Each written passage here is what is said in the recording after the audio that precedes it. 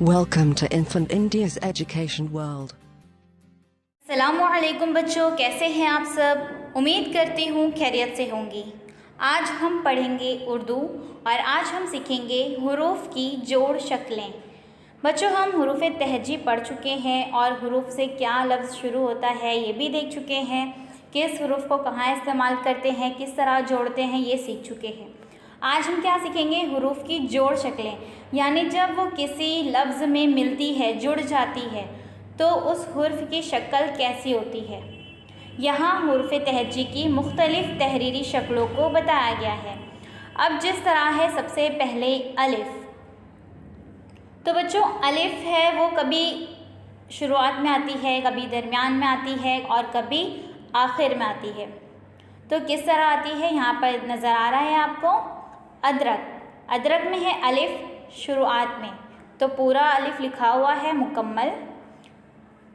उसके बाद है यावर, तो उसमें या के बाद है अलिफ़, तो क्या किया गया है, या में उसे मिला दिया गया है। उसके बाद है आग, तो अलिफ़ मद आग। और सबसे आखिर में है हवा। हवा में जो है अलिफ़ जो है वो सबसे आखिर में आया है, तो वो भी मुकम्मल है। अलिफ़ हो गया, बहुत आसान है ये। उसके बाद है बे। तो बच्चों, बे की यहाँ पर 4 शक्लें हैं। जब वो किसी हुरूफ में मिलेंगी तो 4 शक्लें होंगी। अगर सबसे पहले है शुरुआत में बदन, तो यहाँ पर बे से ही शुरू हो रहा है।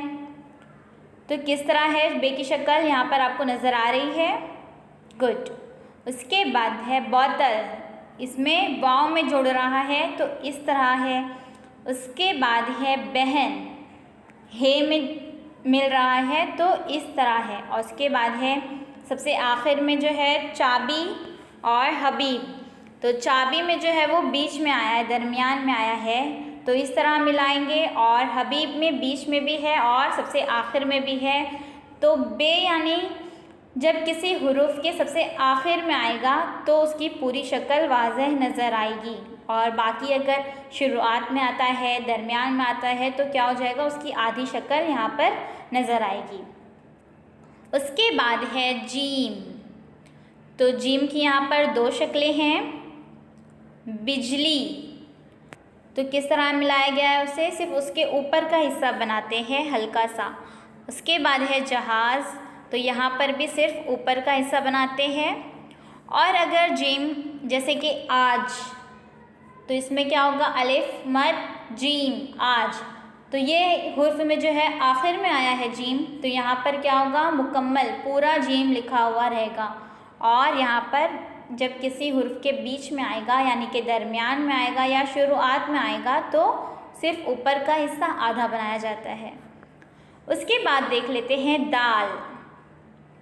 तो बच्चों, दाल ये हमेशा बीच में, दरमियान में, आखिर में कहीं भी आता है, लेकिन ये किसी भी हुरूफ से मिलता नहीं है। अगर दाल हम लिखते हैं तो उसके बाद अगर कोई भी लफ्ज़ बाकी रह गया है, हुर्फ बाकी रह गया है, तो उसे अलग लिखते हैं, उसमें मिलाते नहीं हैं। तो यहाँ पर है बदन, गेंद। अगर शुरुआत में अगर दाल आता है तो पूरा दाल वाज़ेह नज़र आएगा। अगर दरमियान में आता है तो इस तरह नज़र आएगा बदन, जैसे बदन में लिखा हुआ है। और अगर आखिर में आएगा तो इस तरह आएगा जैसे गेंद में लिखा है। उसके बाद है रे। तो यहाँ पर रे की शक्ल नज़र आ रही है। रबर, ताहिर। शुरुआत में, अब देखिए यहाँ पर रबर में शुरुआत में भी है और आखिर में भी है, तो जब शुरुआत में आएगा यानी तो रे की पूरी शक्ल नज़र आएगी। और जब वो किसी हुर्फ में मिलकर आएगा यानी आखिर में, तो इस तरह से आएगा रबर, ताहिर, यहाँ पर आपको नज़र आ रहा है। उसके बाद है सीन। तो बच्चों, सीन जो है शुरुआत में भी आ सकता है और दरमियान में और आखिर में, तीनों जगह आ सकता है और ये मिल सकता है। अब यहाँ पर है सूरज, तो वाव से मिलाया गया है, तो क्या किया गया है, सीन का सिर्फ शोशा बनाया गया है, पूरा सीन इस्तेमाल नहीं हुआ। उसके बाद है कसब। तो इसमें दरमियान में आया है, तो यहाँ पर दरमियान में भी सिर्फ उसके शोशे बनाए गए हैं। उसके बाद है अनस। अनस में क्या हुआ है कि सीन आखिर में आया है, तो यहाँ पर सीन पूरा वाज़ह नज़र आ रहा है। उसके बाद है स्वाद। तो बच्चों स्वाद भी है, भी दरमियान में भी आ सकता है, आखिर में भी आ सकता है और शुरुआत में भी आ सकता है। अब यहाँ पर है सूरत। तो सूरत में स्वाद जो है वो सबसे पहले है, तो क्या किया गया है, सूरत का स्वाद में सिर्फ ऊपर का हिस्सा बनाया गया है, पहला हिस्सा, उसका पेट नहीं बनाया गया, यानी जो हम इसे दायरा बना देते हैं लाम की शक्ल में उस तरह नहीं लेते हैं, बस स्वाद बना देते हैं, छोटा सा ऊपर का हिस्सा लेते हैं। उसके बाद है साहब, यहाँ पर भी बस उसका ऊपर का हिस्सा बना है। उसके बाद है कमीज़। तो कमीज़ में स्वाद जो है वो पूरा मुकम्मल वाज़ह नज़र आ रहा है। इसका मतलब ये हुआ कि स्वाद अगर आपको कहीं भी नज़र आता है तो अगर शुरुआत और दरमियान में होगा तो सिर्फ उसका ऊपर का हिस्सा बनेगा, और जब आखिर में आएगा, किसी लफ्ज़ के आखिर में आएगा तो पूरा मुकम्मल वाज़ह होगा। उसके बाद है तोय जो है ख़त, तो खे में मिल गया है तो उसकी वाज़ह शक्ल है, पूरी है, मुकम्मल है, अधूरी नहीं है। मतलब में मीम के बाद है और लाम से पहले है, तो इस तरह पूरा तो बनाया गया है, बस ये है कि उसे मीम से और लाम से जोड़ दिया गया है। और उसके बाद है शर्त। तो यहाँ पर तो रे से अलग ही है ये, तो यहाँ पर ये पूरा वाज़ह नज़र आ रहा है।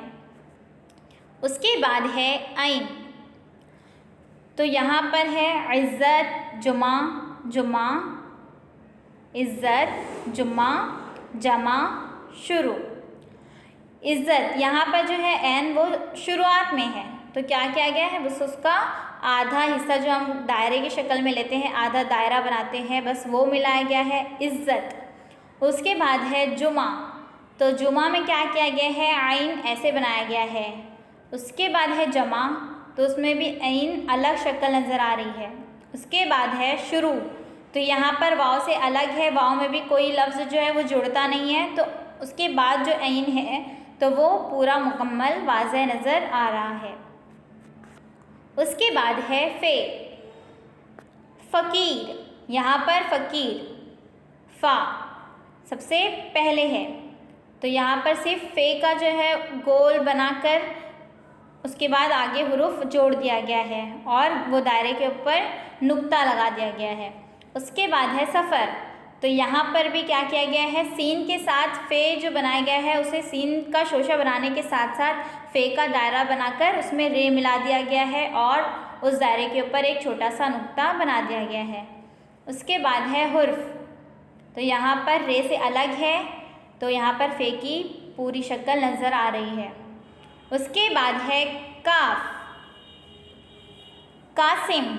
यहाँ पर भी काफ का गोल दायरा बनाया गया है और काफ के ऊपर दो नुक्ता लगा दिया गया है। अकील, यहाँ पर आइन के साथ काफ को मिला दिया गया है। उसके बाद है वरक। तो यहाँ पर रे से अलग है, तो काफ की पूरी शक्ल वाज़ह नज़र आ रही है। तो बच्चों आज हम क्या सीखें कि कोई हुर्फ दूसरे हुर्फ में मिलेगा, यानी कोई लफ्ज़ बनेगा, तो कौन से हुरूफ की कैसी शक्ल आएगी, जोड़ की शक्लें कैसी आएगी, आज इस वीडियो में हम सीख चुके हैं। उम्मीद करती हूँ कि आपको भी आसानी के साथ समझ में आ गया होगा। जल्द ही मिलेंगे एक नई वीडियो के साथ। अल्लाह हाफिज़। Please subscribe the channel and press the bell icon.